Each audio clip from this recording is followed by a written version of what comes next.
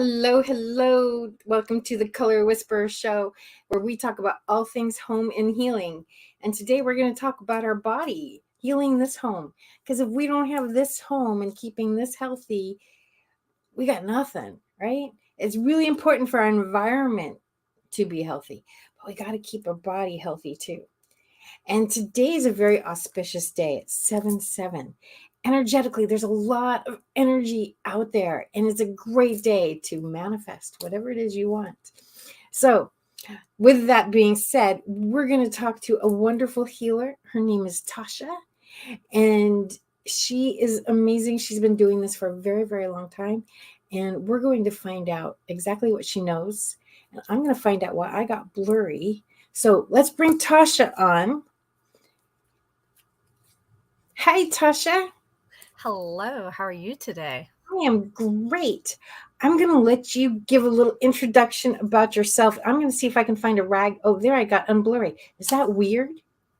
I know I saw the blur, and you know what it was? You're just showing how we just need to lift the veil. There we go. There we go. That's perfect. I think it's absolutely perfect. We just have to lift the veil. It's all about energy, right? Even electronics. Exactly. Electronics. It's about energy. It's crazy It truly making. is. Have you ever noticed when you're going through a lot of, I would say hell, but I guess I did say it. But either way, you're going through a lot of like hard times, and you go to put your computer on and nothing works right. It's crazy. Or your phone, it'll just drop calls and you're like, "Oh, it's a phone company." But you have to look at what are you going through? What are you emitting? I'm Yes. Tasha Kay, and I've been in healing arts for 30 years. And that's just official. I was one of those children that was super shy. So I stayed within myself. Yeah, I'm an introvert too, but I was so shy. I couldn't talk to people. And I believe that was now a superpower because it developed my gifts that I didn't even know I was developing. I learned how to keenly feel everyone around me because I wasn't going to talk to them. And I was the youngest. I have one sister. My cousin lived there, and a family of really awesome, amazing, talkative people. And there I was, little meek person. And my family has nothing to do with what I know. We could go into beliefs of childhood and stuff like that. But honestly, my family has nothing to do with who I was in that way. I believe that that was the purpose of my soul that I had to go through to grow through. And what I bring to the world is everything I've had to go or grow through. And if you don't grow through it, you're going to go through it again. So, Right? yeah, you gotta get Well, good at the growth. I know during COVID, I lived by myself, and especially those first few months when nobody was going anywhere. And I feel other people too. And I was feeling like, I don't even know. It felt like I was feeling the whole world's fear. How many people I was really feeling, I don't know. But it felt like I was feeling the whole world's fear. And I was like, I had to go through a lot of growth in that just so that I could say, wait, how much of this is mine? How much of this is my responsibility to transmute? And, I still got to live my life too. It's like, I'm happy to be a healer. I'm happy to help the world. I'm happy to, but like, it's also kind of got to be done on my terms. And the beginning there were days when like, I just got to, lay in my bed and transmute this stuff and meditate. And it was like 3 or 4 hours a day. And I'm like, I mean, not that we had so many other things to do, but but Right. at the same time, it's like, no, wait a second, like there's still, you know, I didn't, this was not part of my plan for the day. And I don't mind doing this, but it's kind of got to be on my terms of, okay, so we kind of, I learned, I grew, and I said, okay, I will dedicate this much time to doing this, and then I get the rest of my day. But we got to have an off sign, like when we're feeling everybody, you got to be able to turn it off. Oh, yeah. And it's interesting because my first experience, not first experience, how do I word this? My first big experience of having someone else that I could feel their energy so much, where it was a darkness and a blackness. And it was crazy because it was the man I was in love with. He became my first husband. All right. Yes, there were signs. I should have gone. I get that. However, as a healer, and you're budding and you're blooming, and like you said, you have to have an off switch. I didn't have an off switch at that point. At that point, I'm like, oh, well, everything's law of attraction, because I don't see law of attraction as, all right, so I was practicing this back in the 90s. However, I learned very quickly that the law of attraction is a description of what happens. That's it. It's how you vibe. So if I vibed and I drew that person, then I was supposed to be with this person. And I guess I put a whole bunch of the human way of how to be with, oh, my screen went off, the human way of how to be with everyone into that. And spiritual and personal are different. And it connects at our heart. But just because we're given something doesn't mean we're supposed to follow it through to what our personal self would think would be the end. And that's where I had to really learn. So my experience of not having an off switch was that. That was literally like I had to save my life several times during the week. Not at the beginning. It started slow, but he had been developing these multiple personalities. He wasn't diagnosed yet. So I was keeping a journal of everything. I'm like, oh, I'm going to help him. I'm going to save the entire world, and no one will have to go through this. I don't know who I thought I was in that moment. I mean, sure, I'm a healer, but it doesn't mean I'm meant to even go down that path that deep. And apparently I wasn't, because even after him, then it was like, okay, I'm done with that. I get it. I could have died. And I saw myself dying in his hands. And as I get the vision, so visions come to me. And when I'm thinking, I see in movies also. So I had to get really good at deciphering what my gift was. And what your gift is what it grows and it changes. But your initial gift is the most dominant way that you read energy. My most dominant way was, it was like boing, and it would be there. And I was like, okay. And some things I could stop and some things I couldn't. And I would get really angry if I could see something and I couldn't stop it from happening. I didn't realize at that time the gift is the sight, but I have choice how to handle it and how to maneuver it.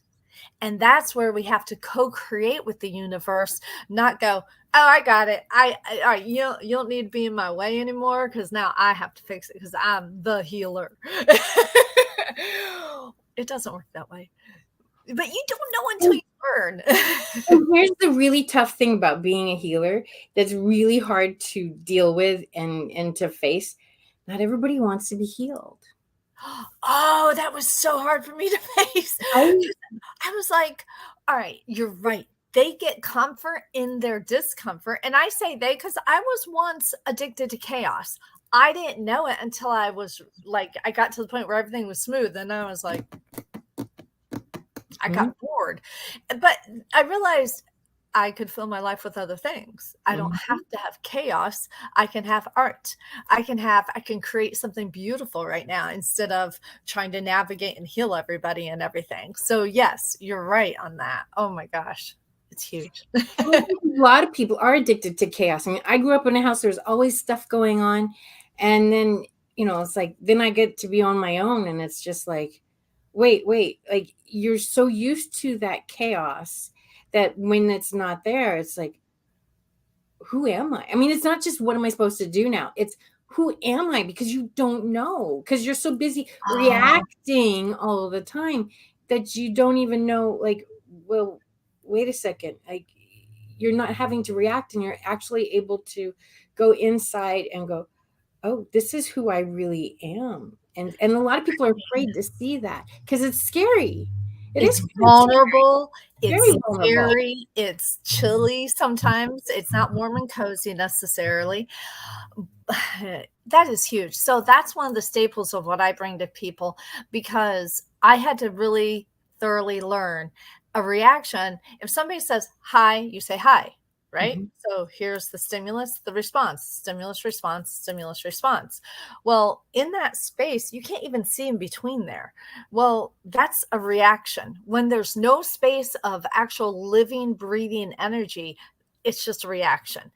So I'm all about breath work, and you don't even have to do breath work per se, although I do promote it, but you don't have to. You can just breathe, take a breath. If somebody says something and you go, now it might be strange, but in that moment that you're breathing, people are so quick to fast reactions that Mhm. they may look directly at you and then wait for you to respond, which is actually a beautiful moment because then they're fully attentive and not just going, "Oh yeah, how are you? Did you know my mom fell?" And whatever it was that they're talking about. They look all around, not many people look in the eye, but if you take a moment and you breathe, oops, you breathe, and now this is where you have your choice. You have absolute complete choice in this amazing sacred silence. Yes. And it's pretty amazing because and it gets to a point where sometimes if you don't do that, this has happened to me. It's probably happened to you without even like delving into it like this. But if you don't do that, you get to the point where you can hear yourself talking almost from above and being like, stop, stop, don't say what you're about to. Oh, you said it. It's like, okay, you have to be more accountable to yourself. Yeah. And straight, Boundaries. that's hard. Boundaries. And it's with little stuff. So I have a friend, I'll use the word loosely, but anyway, um, he doesn't have air conditioning. He's lived in his house for a long time. It's LA. I mean, it's hot. It's July. It's hot. Okay. And he's like, oh my God, it's so hot. It's so hot. It's so hot. He can afford air conditioning. I don't know why he doesn't have air conditioning, but I got these little fans that I found online and I'm like, okay, I'm going to try them, see if I can keep away from the $400 electric bill in the summer. And Right. I was enjoying them. I'm like, hey, this is kind of cool. I like this.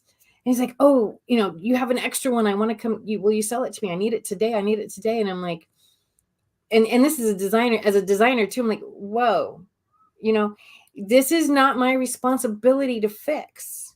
Right. And because it would have meant me driving for half an hour one way, 45 minutes one way, back and forth. And I'm like, this is not my emergency. A, he can go to the store. There's a store close to him. He can go buy it. B, like he hasn't had air conditioning for 30 years.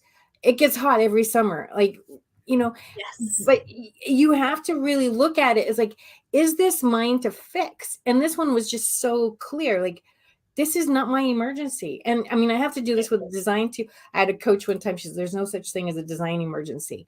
And, it's like, I mean, unless like there's a fire or a flood, like you're calling the contractor, you're not calling me.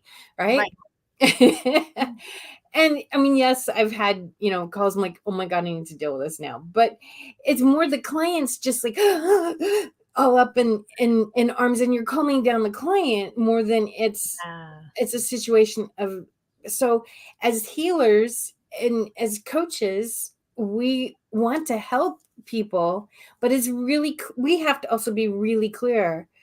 Like, wait a second, this is not just because it's their emergency does not mean it's our emergency. Right. And some emergencies are going to be repeated and repeated. So Right. he does emergencies like some people do relationships, right? Right. And I had a friend, it's interesting. Sometimes I think I have friends, but I really have people that want to use my knowledge. And I think they're friends, but if I don't give what they want, all of a sudden they're not there. And I'm like, okay, so I loosely use that word. That's why I laughed when you said that, because I'm like, oh my gosh. Because I say I have a ton of acquaintances, but there are some good friends I have. However, friend is really a deep word. Intimate. It's It intimate. is. I would call this person a friend, but we're not like, Right. I mean, like if, there's the person you can call at 3:00 in the morning. Right. That's a friend. Yeah. The Like person on you your can hand, call, the 5 people that are the most important and close right? to you, those are the That's ones. a friend. That Yeah, person you know you can call and say, "Hey, I'm halfway to Vegas. Will you come get me? You know, I'm stuck. Will you right. come get me?" That's like, That's a friend. Yeah. I did that. One of my friends, she had something happen with her husband, and she called me. She lives 7 hours away, up in the Panhandle, and it was interesting because when she called me just to share because she was scared, and I go, "I'll be right there." I live 7 hours, so I know. And she's like, "What?" I go, I'll be right there. I'll just cancel my appointments. At that time, I did a lot of massages, and I'm like, you know what? I own my own business. I can do anything I want. yeah. So I canceled all my appointments and I basically rearranged, got my daughter with, I don't remember if it was with my mom or with her dad, but either way, she was taken care of. And I was like, okay. And I drove. And she's like, I can't believe she was, I have a friend down the road that didn't even come over. And I was like, hey, I'm here. Yeah. Now, she's a 30-year friend, or whatever it was. I met her in the 90s. And when her and I first met, though, what's interesting is we didn't like each other. When I met her, she thought I was loopy and I thought she was kind of bitchy. But what was funny was everywhere we would go, we started the job at the same time. So we would always meet each other there and we just kept talking and we got beneath the surface. And beneath the surface is where everything happens. It happens in healing. And if we keep living on the surface like that, we're never going to get rid of what's really in there. It's true. It's so amazing. How quickly do we make judge? Now, so this is really interesting. So first of all, when you meet somebody you've never met before, and there's two things that there's kind of part of the brain starts making judgments about somebody. What Yes. are their clothes? What is their hair? Are they old? Are they young? Are they like, you're starting to make judgments. I mean, people all the time make judgments about me, like what kind of politics I have, or what kind of this, or what, or they may know one fact about you, and then all of a sudden they've written a whole character. But here's another really interesting thing that happens, and that is we also pick up on each other energetically. So I used to be part of this group. Um, I that did wardrobing, and we would do these classes, and we would have somebody stand like, tell me, read their energy. Tell us what they're like. And because this was a supportive environment, I mean, our brain kind of goes into like all these cliches and stereotypes but when you listen with your heart and somebody says, okay, so tell me about that person, it's amazing how right on you can be. So if you're reading somebody with your heart, you can actually get a lot of information very quickly about who they are. And if you don't look at the head and go, oh, well, she's got curly hair, she's got straight hair, or she's tall, or she's short, she's fat, she's skinny, she must be this, she must be that, da, da, da, da, da, da, da. But if we listen with our heart, we can really see who that other person is amazingly quickly. Oh, it's a beautiful moment, actually. It is. Um, our hearts are tethered to our soul. And sometimes we're led into people that really rub us the wrong way because we knew them from before. And before whatever you may think before is. But in my self-belief, which I don't want to push on anybody, I believe that we come with a purpose, and I believe that life is everlasting. I believe that as a spirit, there's this energy that, all right, here's what's the really weird picture, and maybe you'll probably understand, but it's almost like we're a fold in the universe. So when our body's no longer there, we're like, I mean, the world closes up, but the energy is still there. So then we go up and we kind of combine, we let go part of us, but we keep part of us, and then we come back down. And I know I can't prove that, but I feel it so strongly. My mama died about 10 years ago, and I still feel her. I still talk to her. I still, when my dad passed, he came like that following week, and he was talking, and I'm like, so I have, when there are times I still am like, Mama, I need to talk to you, and she's there. I can feel her, and I talk to her. Oh I yeah. saw, I saw a really cool movie last night. It's called Past Lives. Oh, I haven't seen that. Oh, you'll love it. So I'll try that I out. won't spoil it for you, but one of the key tenets in it, and I'm going to try to get the word right. If I'm wrong, I'm sorry. But the it, the a Korean, it's a thing in Korean. It's called Inyuan or Inyun, and basically what it means is fate and how you touch how how you react that you know somebody. So basically what they're saying is that if you rub up against somebody in the street, that means maybe you had some inuan or whatever it is, um, that you had at some time in the past life together. And so when you marry somebody, it's 8,000 inuan or 8,000. Wow. Yeah. And so the Wow. more Inuan we have with somebody, the closer relationship. And that's why when you just like click with somebody, you just like, I mean, we've all had that. You went to a networking meeting or you went to a party and all of a sudden there's somebody there you've never met and you're like fast friends immediately. Yeah. And Yeah. it's because it's not your first time. I did have a friend a few years ago, and it was really wild. My part of it was after my miscarriage, and so my senses were really high and intense, and so I could read things a lot better. But I was doing some energy work on him, and it was really amazing because I saw 3 or 4 lifetimes that we'd had together. Ooh, that's awesome. It was. Awesome. And when we first met, we met at a networking party, and it was just like we got into this deep conversation like that. Like most I people, love that. you Yeah. know? Oh yeah. Anyway, that's why we connect with people. It's like people go, "Oh, it's the stars. It's are you the same sign?" Da, da, da. No, Right. we actually our souls recognize each other. Well, if you think about it, like when we were talking about it's not our assignment, it's not our job, but we have to decipher stuff. And then you talk about the souls recognizing each other. If you go, so as above, so below. So Mhm.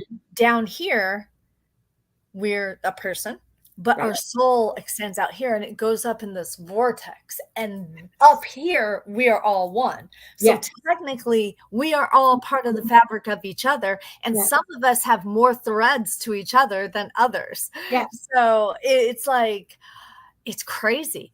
Even my husband and I, all right, obviously, I'm not with the person I described. I'm in a good relationship. Okay. So my husband and I, when we met, oh my gosh. Okay, he's my third husband. I think it's really funny though, because I guess I just really believed in love or something. And when you look at things astrologically, which I don't know much about, but I will share this one thing, I found out that my nodes, again, this isn't my forte, but my nodes come down to working things out in relationships. And I'm like, oh my gosh, that's all I need to know, because I kept going, why do I keep getting in relationships? I'm amazing alone. I have more time to spend on healing and stuff like that. But my husband and I, when we met, it's in a small town. Everyone knew him and his wife, right? Not everyone, the whole group I was around knew these two. Didn't know them. The whole group I was around knew my second husband, the dad. So anyway, we lived on the same street. Didn't know. Down the street from each other. All right. Literally like right here and right here. There was a few different times they left each other. We left each other. Every time we were with this group, and it's a small town, I never met them ever. There was a time where I was in a bar listening to music, okay? And my friend goes, "Oh, look, that's the guy somebody set me up with." And I'm like, why do I care? I know that sounds strange, but I was like, so there's a cute little fireman next to me. I'm just like, hi, fine. I go, fine, I'll turn around. I go like this. Now, as I turn around, he's walking by. we missed each other. And I turned back and I go, where? I don't see anybody. She goes, he walked by when you turned around. I go, then I'm not meant to meet that person. It ends up being my husband now. But as we started putting everything together, like, oh, yeah, I was there. I was listening to that band. I actually know, oh, you know them? Oh, da, da, da. And we start putting everything together. And we're like, oh my gosh, there are so many chance meetings. Like we're our kids are both in the same grade and in Montessori, or at least they were at that point. But every day that Anna was there, she wasn't there. Every day she was there, Anna wasn't there. And it was the same year.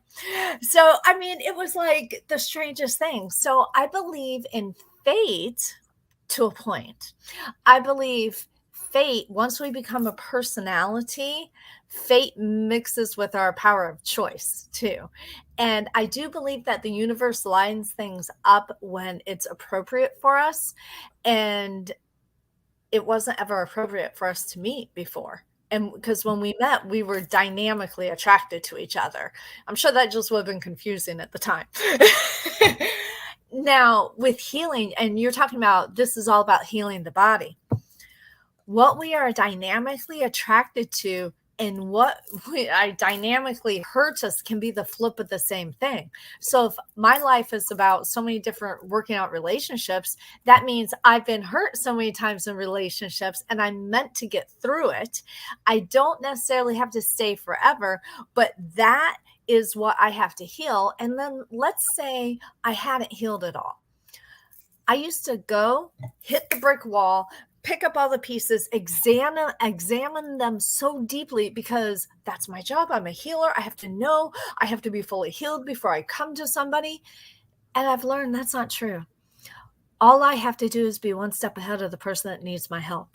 Everybody can give life, love, support to anybody. There's a group of, did I tell you this the other day? There's a group of, I didn't have a job at one time. I was sitting in a park and I noticed a woman and I wanted to talk to her so bad, but I didn't want to scare her away. She's just a homeless woman. I didn't want to run over and go, hi. But she had shoes that were made of ropes. And I'm like, that's so interesting. And I ended up smiling a few times, getting close to her. So we start this conversation and then like all of a sudden it's a bunch of people that are homeless and me. And we're just all sitting and having this neat conversation. And I said, they're like, somebody goes, so what do you do? I said, well, I'm a writer, but I'm really doing nothing right now. I'm trying to not be in restaurants. And they started all throwing ideas at me. Now, I just thought this was so cool because I thought, first of all, they're not anywhere where they want to be. And they had some, they're like, the paper's right down there. Just walk in. Apply. And I was just like, wow. And it was to me, such a heart opening because no matter what we go through, we still have the ability to help others. I just thought that was really cool. That's really special. Yeah. And then the other thing that I'm super found more so this year than any other is in St. Augustine. So I lead something, I call it Chi Flow, but I'm changing the name. So I'm not hooked on that name, but it's called Chi Flow. And it combines breathwork, Qigong, and sometimes affirmative statements, but you have to do them in more of an alpha state than a beta state. So it's not just saying an affirmation. It's like getting yourself to the point where you're at that relaxed state and then speaking it. Now, when you combine it with breath work, you can use elements and the parts of the body. And I do 9 breath method, which I've learned as a Qigong instructor. I took Supreme Science and Jeff Primack actually taught this 9 breath method. That is fabulous. I usually take things and change it, but this is so deep and amazing. I don't change it. I do it exactly how he's taught. And what's interesting was there's a person in the class. I teach twice a month, and there's a person in the class who's super happy. You ask him anything wrong, there's nothing he can think of. He's totally happy. We go through and do fear, resentments, anything to do with the heart. We do worry, we do anger, and you breathe it and you do it with sound bowls. And it's a really cool combination. And so I have people lead, and then I'm led to say whatever it is that people need released, right? All of a sudden, he was the first one to speak at the end. He goes, oh my God, I didn't think I had any sadness in me. He goes, I just got rid of so much sadness and I don't even know what it is. I said, you don't need to know what it is. That's the thing. We don't need to know what we're getting rid of. We just need to wash it free. We need to cleanse our bodies. And sometimes you can take a water every night. If you just take, let's say, that much water, don't where you're going to wake up all night and say, you know what, this is going to clear me of everything. Or if there's a certain problem, you can say, honest, no problem, but this is going to clear me of everything I do not need. And you don't drink all of it. You just drink part of it and you put it there. And then when you wake up, you drink the rest of it. Like, you absolutely have total faith that it's cleared. And it may still look the same, but it doesn't matter. You already know in energy you cleared it because everything happens in energy first. So you can symbolically make it up. You can, and once you attach a meaning to it, it becomes that meaning. So I made up a lot of things before I ever became official. And finally I was like, all right, I need to learn some techniques. And then I went deeper and got Reikified and, you know, just all the different things that I do. But the truth is, clear your body by choosing to clear it. Yeah. That's it. We That's may need help. Yeah. It's really amazing. And it's so simple, but it's really making that choice. And again, people have to want to be healed. So many people don't want to be healed. Maybe you probably know it too, but the Marianne Williamson quote that we're not really afraid of failure. Do you know the rest of it? We're actually afraid of how great we are. Yes, that's from a return of love or return to love. Is that okay? Well, either way, she's a favorite. Yeah, that's awesome. But by choosing to give up our crutches, we have to be. It's empowering us, but that means we have to do more ourselves. We have to be more ourselves, and it's a daily choice. Sometimes it's an hourly choice when you're hit with life, one of those wonderful life learning lessons, you really have to, sometimes it's a minute by minute choice. I got to just keep breathing. I just got to keep taking the next step. I got to release this. I got to release this. It feels like you're just constantly, okay, when is this ever going to end? It's like, there's only so much of me. How could this be so deep? But when you're in really deep sorrow, it's like the Grand Canyon, and you've got to release all that. And that was, so my mom died this past year, or in 22. And that was really shocking and hard for me. And it was interesting because, it wasn't expected, but I went through a level of grief that I did not know was even possible. And I'm like, oh my gosh. And I have a friend who lost her daughter, and I didn't meet her at that time. I've met her now, and it's been 6 years. But even just a year and a half ago when I met her, there was a lot more pain than now. And it's just like, no matter how much we know they're with us, no matter how much, we have to go through it. And if you fight it, and I did fight it a little bit because I was like, should I be through this? And it actually, one thing that made me feel so odd, which I didn't know this would happen, and now I know, but it's going through it. Everyone else came back to their normal life, but your life isn't normal anymore. Nope. It's different forever. Yep. And then I'm like, but that still was the proper order of things. My friend didn't have the proper order of things. It had the spiritual order of things that was proper for her life, right? But not the personal proper order, because, it's just hard to lose a child. It's hard to lose a parent. It's hard to lose anybody that you really attach to and love, no matter what you believe of the after, the spirit, or whatever. They're not there anymore. I mean, as much as, I talk to my mom all the time, but she's not here anymore, Right. I was laying in bed. I had a little trouble sleeping last night, and I've been doing pretty good lately. But last night, I forget, I heard a noise, and I had a sleep mask on. So I go, hi, Mom. I'm just like, and then I'm like, I don't know, it could be the dog at the door. I didn't feel anything. Like I had, all right, so this is really cool. I kept wanting to hear, because I can hear other people. Why can't I hear her? And I was trying too hard. So if you're trying to receive, we can't try too hard, because that's a form of resistance or fear that we're not.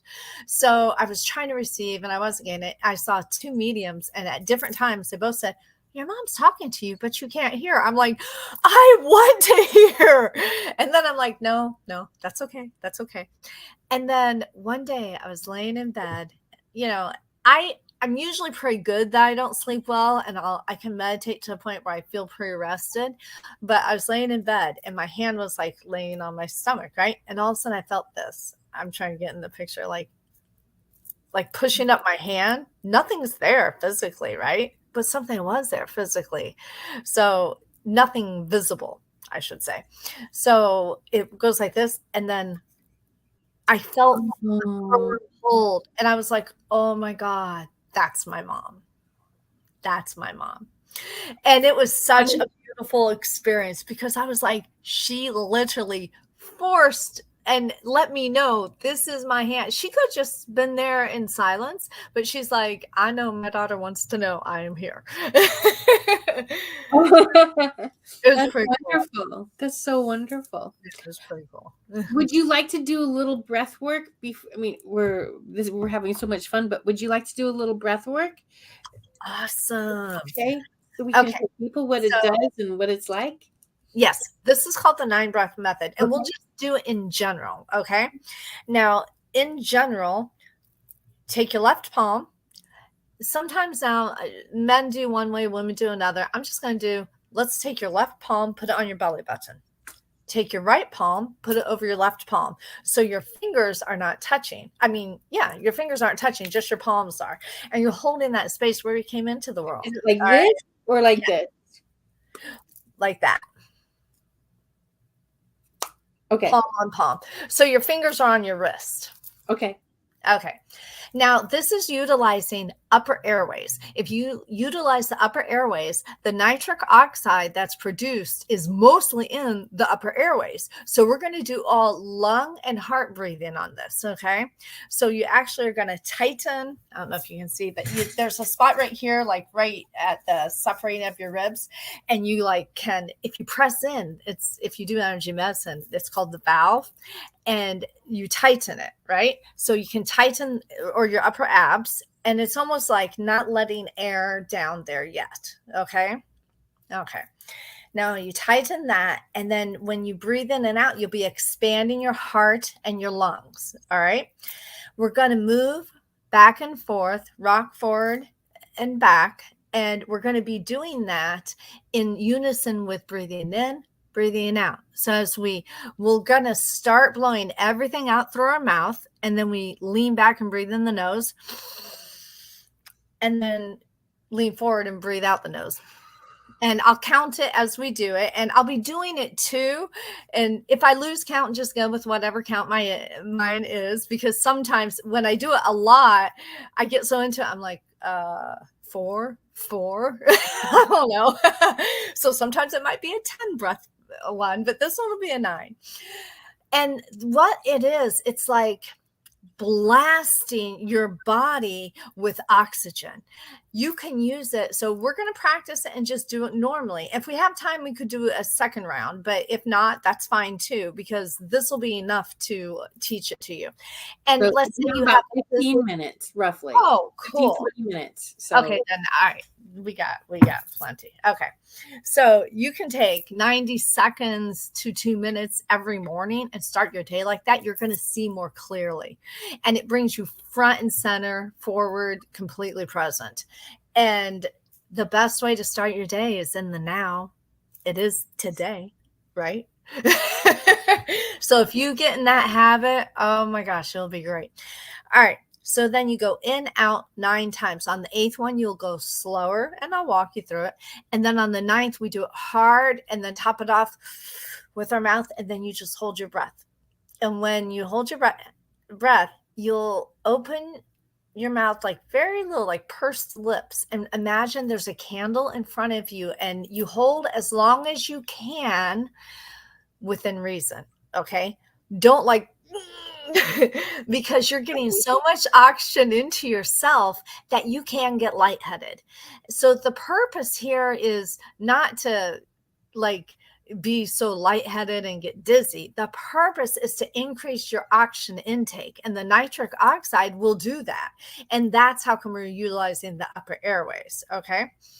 And then afterwards, you just sit and enjoy it. And you go as slow as you can out. All right. So palms on belly. All right. Just get centered. Know that you're about to experience something new and fresh and now.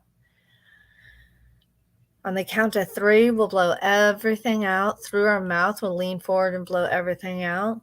1, 2, 3. Lean forward and out the mouth. Lean back and in the nose. Forward, out, nose. Would you like to blow your nose first? I didn't think to ask that. I'm okay. Okay. Yeah. That's sometimes with allergies. It's a little tricky. All right. So let's just go ahead and start again. Blow everything out. Tighten that and expand only your heart and lungs. Breathe in, move back. Breathe out the nose, forward. 2 back, nose. Forward. 3 back. Expanding the upper airways mostly. Forward. 4 back. Forward. 5 back. Feel that oxygen. Forward. 6 back. Feel the clarity. Forward. 7 back. Forward. 8, a little slower. Forward. Now 9, your hardest breath. Go back. Keep inhaling, top it off with your mouth. Hold your breath. Swallow. Let your stomach go out like a Buddha belly, but keep your breath held. Purse your lips. And when you feel like it, you exhale so slowly like you can't put out the candle in front of you.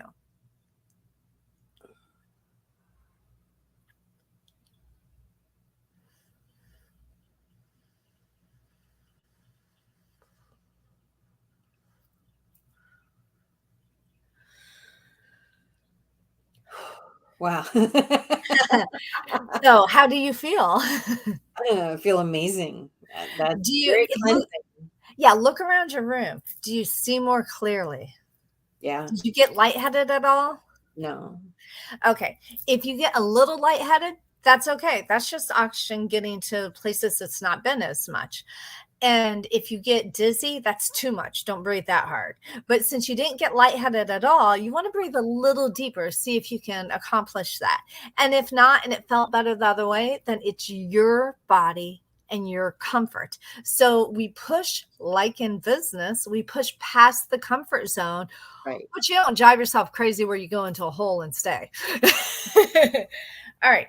Now, at the end, when I said to swallow, your stomach automatically goes out. So when you're exhaling, all that is going into your gut too. And that helps your gut health.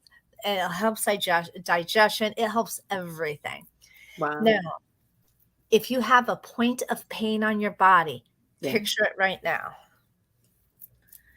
Put your hands back on your belly button. And what we're going to do is we're going to breathe in, focus on the breath. Know that you're going to send it there. And then when you're breathing out, you're going to picture that point of pain. Okay. All right. Get ready. We're going to count to 3. 1, 2, 3. Lean forward. Blow everything out your mouth. Remember, breathe in just through the nose. Leaning back, expanding your heart and lungs. Forward. Back 2. Try to only breathe out through your nose.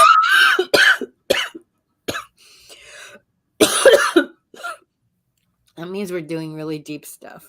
Yeah. Oh, yeah. By the way, you may cough. In Jeff's class, it was really funny because he goes, no one's ever fallen out of the chair. And he and his assistant right there, and they both looked at each other. He goes, well, they didn't get hurt. It was awesome. Oh, and I did get certified in this just because it's so amazing. And I'll also tell you really quick, my first time doing it was 2007, 2008. And my nose was super stuffed. And at that time in my life, 2008, I was like, I'm good. I don't need breath work, whatever. I'm already connected. So I pretended to do it the entire time. Everybody's like, wow. I'm like, I just pretended.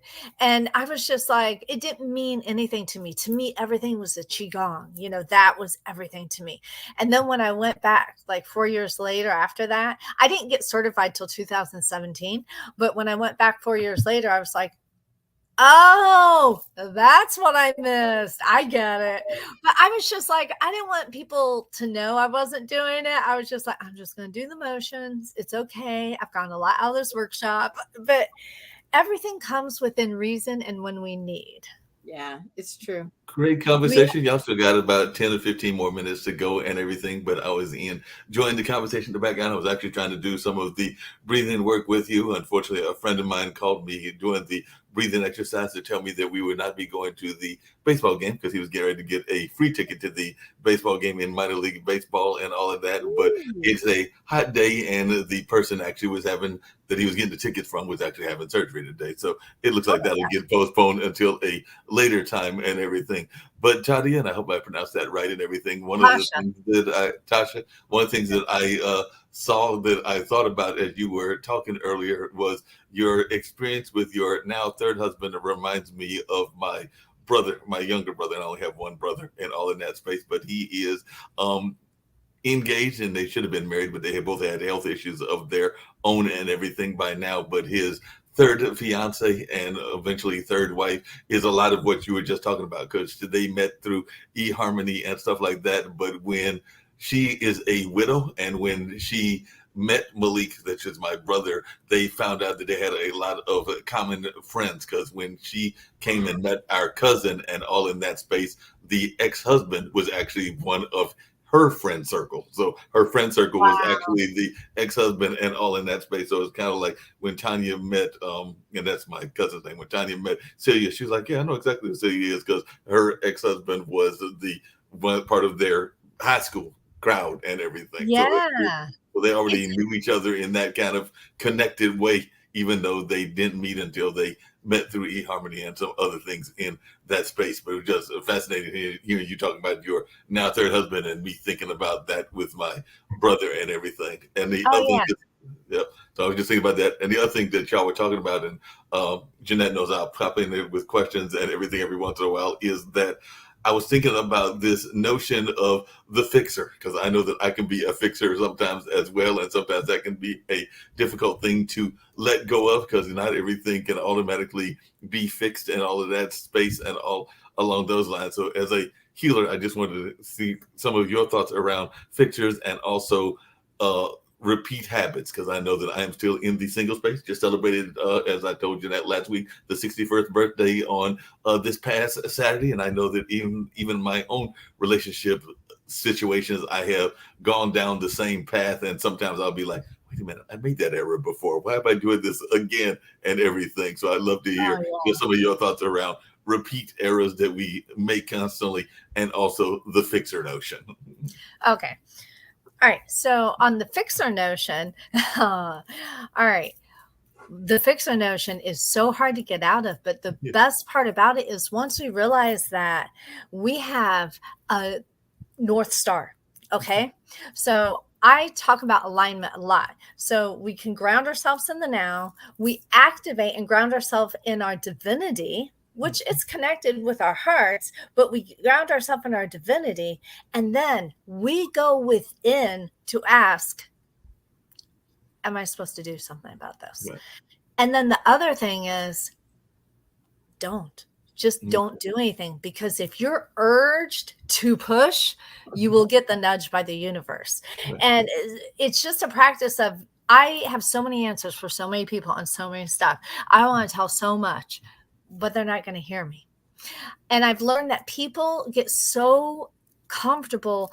They wear their past like a badge of honor.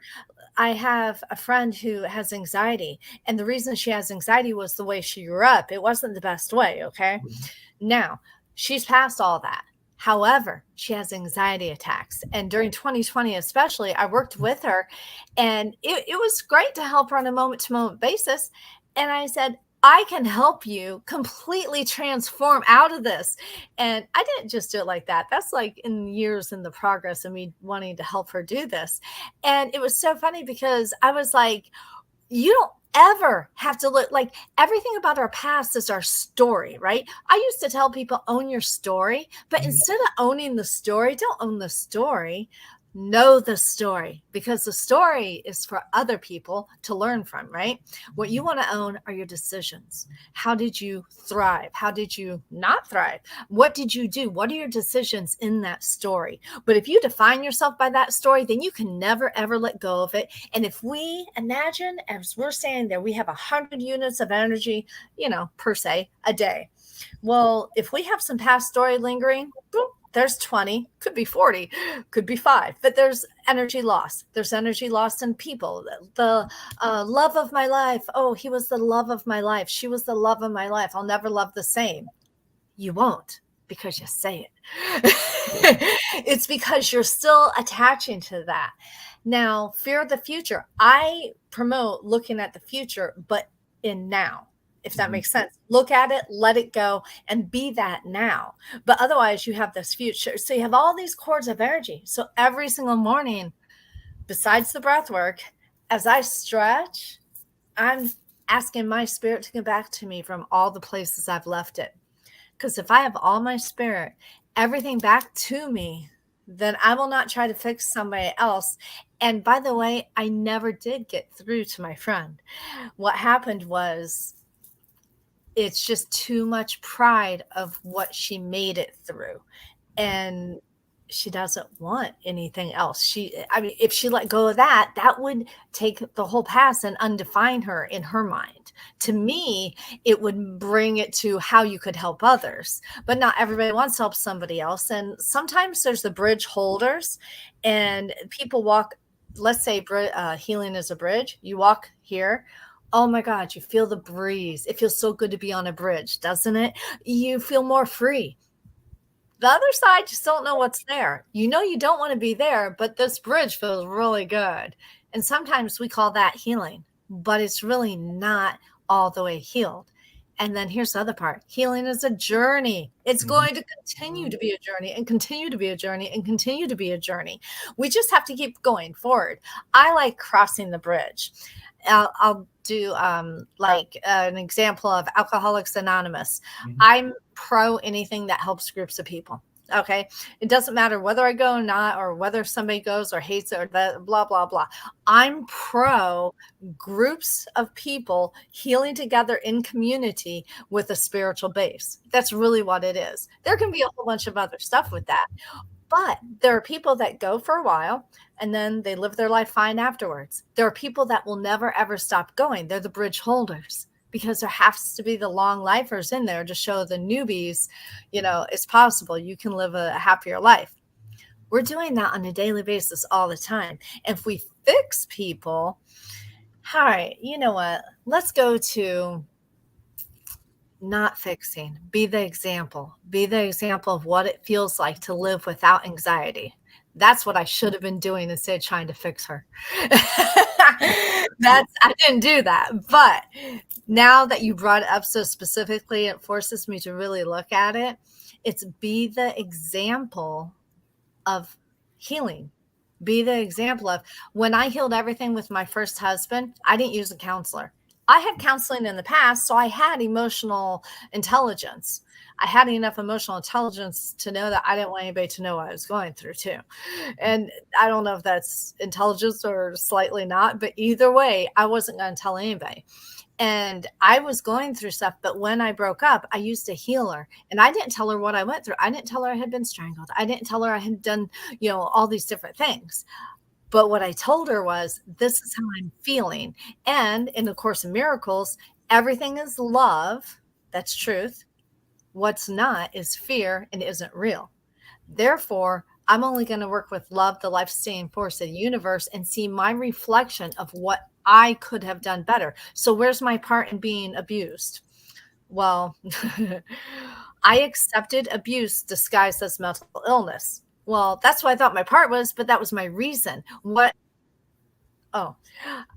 really happened, just a second, I hit some voice. No, you're still talking. I still hear you. Oh, okay. All right. You were saying what really happened. You were saying what really happened in the sense of the abuse and all in that space. That's where you were at on that. Okay. Hold on one second, because I just realized what happened. My computer started talking to me, and so I couldn't hear what I was doing. And I realized I have a voice command, and it was everywhere I was. Anyway, that doesn't matter. Okay, so back onto the space of, remind me where I'm at. You were talking. Go ahead. Go ahead. You were talking about the abuse element and how you had to. It sounded like you were claiming your role within it as well, as I'm hearing you correctly. My role was staying. It doesn't matter that I was terrified to leave. I didn't want him to kill himself. I didn't want to be responsible for him and all that. My real role, not the reason I stayed, because I accepted it because it was mental illness. That was a reason. Technically, I stayed. That was my role. Now, I'm not saying I handled everything perfectly in every moment, but sometimes things that are done to us as a victim, it just means that somewhere in my life I felt like a victim. It didn't mean I caused that. I didn't mean that I deserved that. It meant somewhere I felt small. And so somebody took advantage of that. And it's a matching vibration of an apple and an orange, not necessarily apple per apple, right? So did I answer all the questions?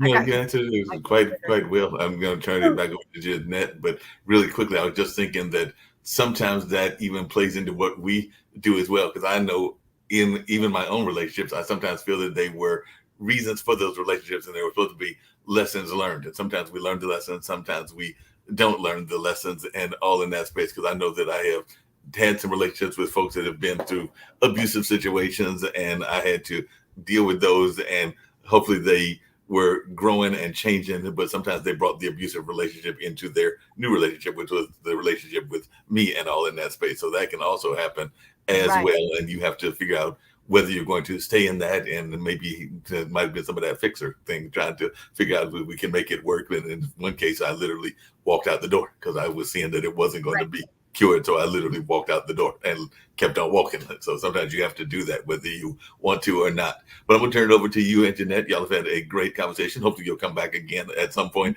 or another. But I've definitely enjoyed the conversation. I know Jeanette will probably ask how you can be gotten in touch with, because it sounds like you're on this side of the world. And since I heard the Panhandle, I'm thinking that is Florida and all in that space. And I'm over here in North Carolina. But I'm going to bounce off and turn it over to Jeanette to close it out. But y'all are doing a great job. And I just wanted to give a little bit of my own insights and everything, as I oftentimes do. But I'm going to turn it over to the Color Whisperer.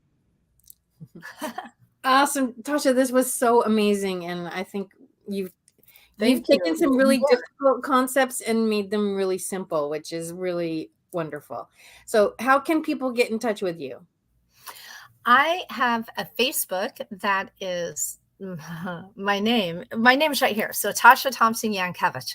That's my Facebook. That's my personal profile. And I'm actually starting a program called Breathe and Ignite. And I just finished the 8 module of what the idea was going to be. And it's all about breathing into that space and igniting your soul path.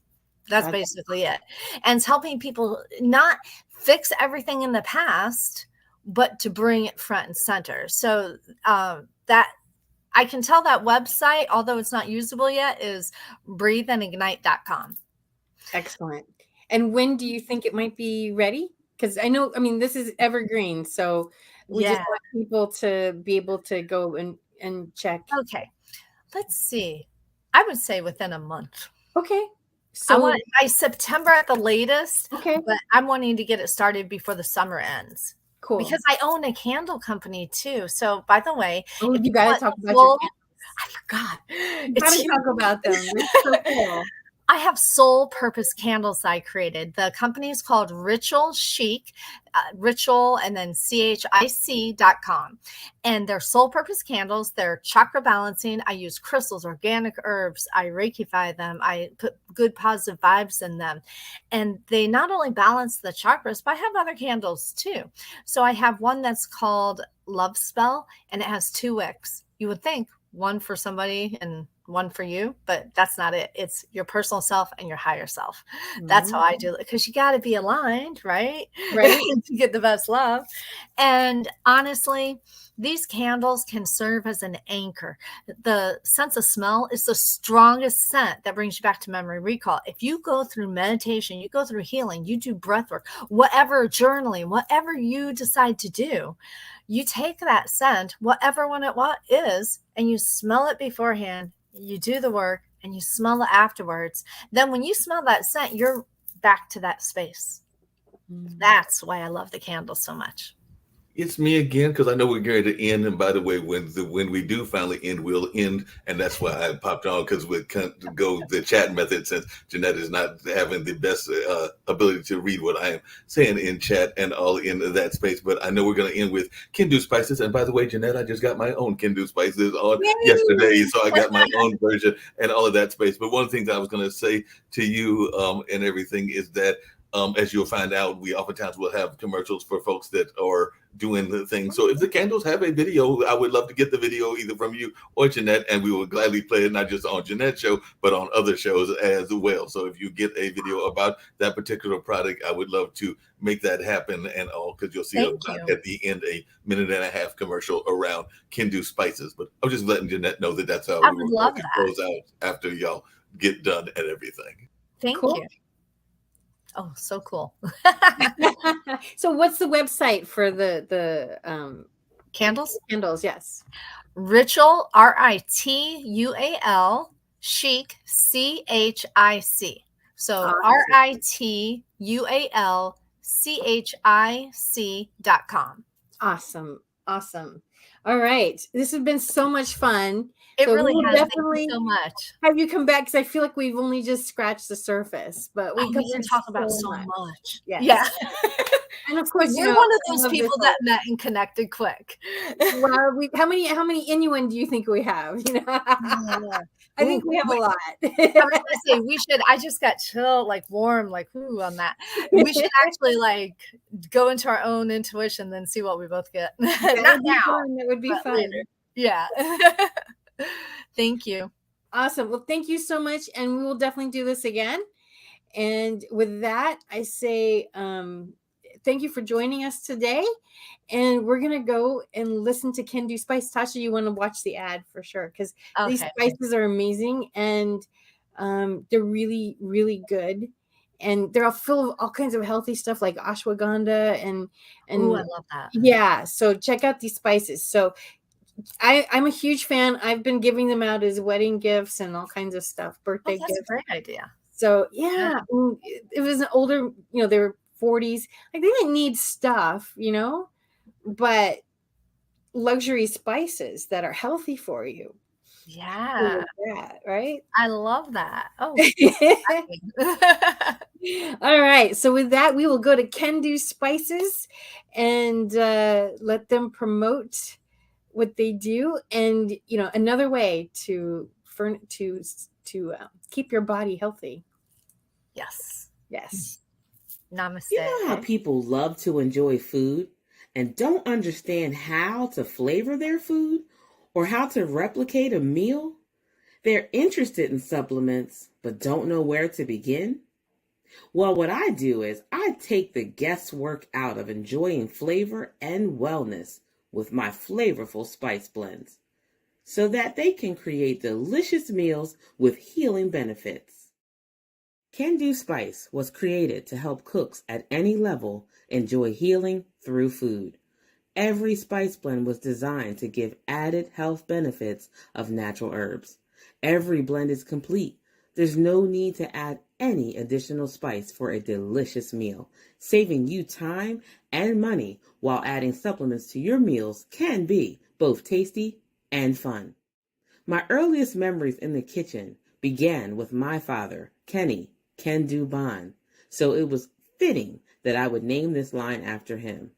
I have always looked to natural remedies to supplement the body, and I found myself hiding herbs and minerals in foods for my family. That's when it hit me. Everyone needs Can Do Spice. Everyone should be having this. It's an exclusive brand for cooks at any level who want to create flavorful dishes with healing benefits that can satisfy the body and soul. Add a little spice to your life. Give Can Do Spice a try.